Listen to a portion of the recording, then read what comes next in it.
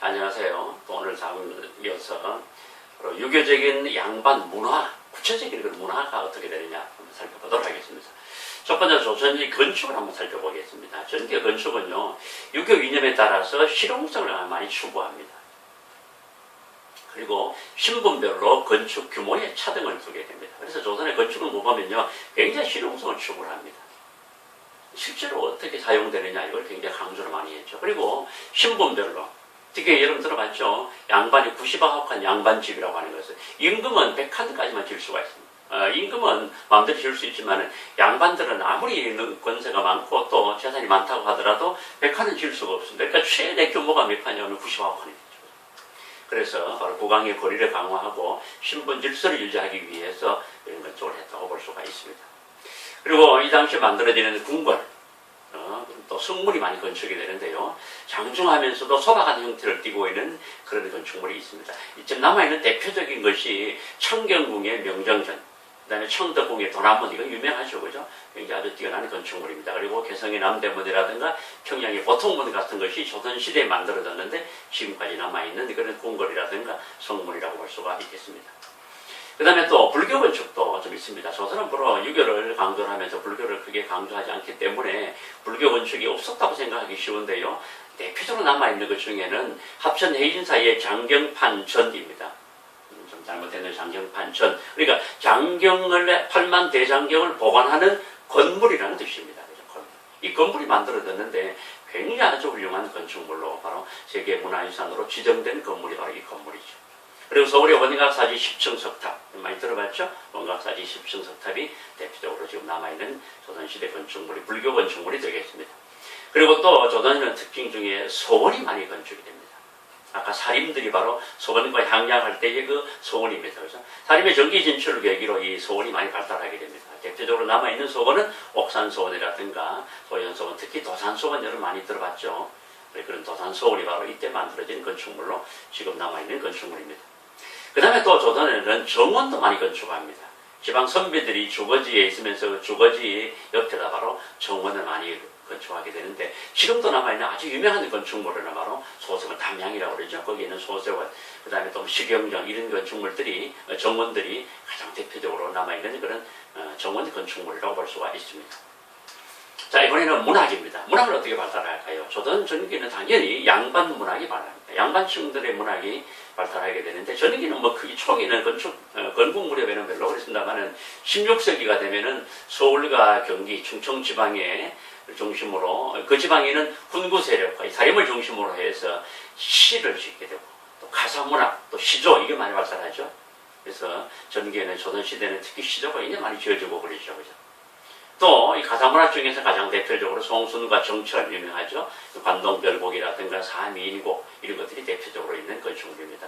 특히 사미인곡은 미인, 아주 뛰어난 미인을 글로 이렇게 가사문학으로 가사를 지었는데, 사실 여기서 미인이라고 하는 것은 임금을 말하죠. 그죠? 정철이 나중에 정치적인 사건 때문에 지방에 귀향을 가 있게 됩니다. 그때 임금을 그리워하면서 지었던 곡이 바로 노래가 이 사미인곡이 됩니다. 이런 것들이 유명했고, 그 다음에 양반층들 외에 방외인 문학이라고 있습니다. 이거는 뭐냐 그러면은, 그러니까 말 그대로 외인입니다.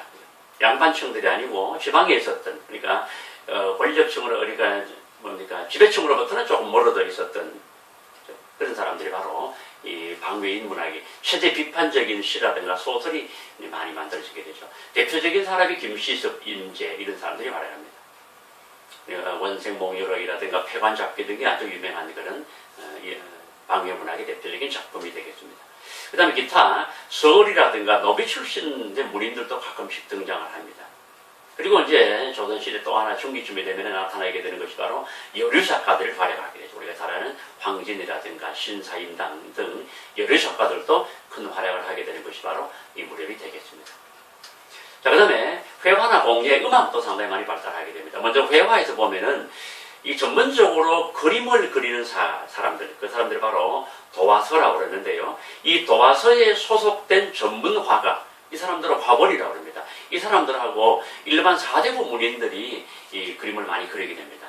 바로 화가, 그러니까 화본 중에 가장 대표적인 사람이 바로 우리가 잘 아는 안견이죠. 안견이 그렸던 몽유도건도, 잘 아는 그림이죠. 이 그림입니다. 이거는 바로 세종의 셋째 아들이었던 안평대군이 꿈속에서 이 아름다운 그런 도원, 무릉도원을 거리려는 것을, 그것을 그림으로 그립니다. 안견에게 이야기를 했더니만 안견이 이 이야기를 듣고 3일 만에 완성했다는 그림인데 굉장히 뛰어난 그런 작품이죠. 불행하지만 불행하게도 지금 우리나라에 없죠. 일본에 있습니다. 많이 있지만 그죠. 그다음에 이거 외에도 문인들이 그랬던 대표적인 사람으로 강의안에 고사반수도 같은 것이 있습니다. 이것인데요. 아주 뛰어난 선비가, 여기 선비사자입니다. 선비가 바위에 기대가지고 흘러가는 물을 바라보고 있는 그런 모습의 그림입니다. 아주 무린화를 보여주는 가장 전형적인 그림이라고 볼 수가 있겠습니다. 이거 외에도 16세기가 되면 사군자, 메난국 쪽에 이 사군자가 또 유행을 하게 됩니다. 바로 살인들의 선비들의 아주 대표적인 그런 이상을 보여주는 것이라 바로 사군자라고 얘기를 한다고 그러죠. 그걸로 이제 보여주는 사군자가 그게 유행을 하게 됩니다. 그리고 또 서예도 이건 양반들의 필수 교양입니다. 글씨 못 쓴 사람 조선시대는 선비라고 볼 수 없었죠. 그죠? 그래서 그러다 보니까 필수 교양으로 굉장히 중시돼가지고 아주 글씨 잘 쓰는 사람 많았는데 대표적인 사람이 아까 안평대군. 그 다음에 또 한호, 우리 한호가 바로 우리나라는 한석봉이죠. 이 사람이 호가 석봉입니다. 그죠? 그래서 한석봉, 이런 사람들이 아주 뛰어난 서예가로 유명했던 사람들이 됩니다. 자, 그 다음에 홍예. 홍예로서 15세기에 분청사기가 유행을 하게 됩니다. 15세기는 분청사기인데, 이 분청사기는 이런 그림인데 굉장히 소박합니다. 아주 소박한 그런 모습을 가지고 있는 것이 바로 분청사기가 되고, 그 다음에 조금 더 늦게 되면 16세기가 되면 백자가 유행을 하게 됩니다. 담백하고 깨끗한 그런 순백의 고상, 이게 바로 선비들의 이상이라고 볼 수 있죠. 그죠? 그것을 보여주는 것인데 대표적으로 바로 그걸 잘 알죠. 그죠? 이런 바로 백자가 유행을 하게 됩니다. 그리고 또 음악은 백성들을 교화하는 수단으로 이 음악이 굉장히 중시됩니다. 그래서 특히 세종 때는 이 박연이 예기라든가 악기를 개량을 하게 되고요. 그 다음에 그 당시에 악보를 이제 정간보라고 합니다. 지금같이 오선지에 그려져 있는 게 아니고 뭐 말로서 표현했죠. 그죠? 그런 이 정간보 악보를 제작을 하게 되고, 그 다음에 이것도 정리를 하게 됩니다. 그리고 또 종묘 제례악도 이때 정비가 됩니다. 그래서 여러분 왜 종묘에서 연주하게 되는 종묘 제례악 들어봤죠? 이것이 이때 정비가 됩니다. 그리고 성종 때가 되면 음악 이론서인 악화개범이 또 간행이 됩니다. 이렇게 하면서 음악도 크게 발달했다고 볼 수가 있습니다. 자, 우리 오늘은 양반들의 문화에 관해서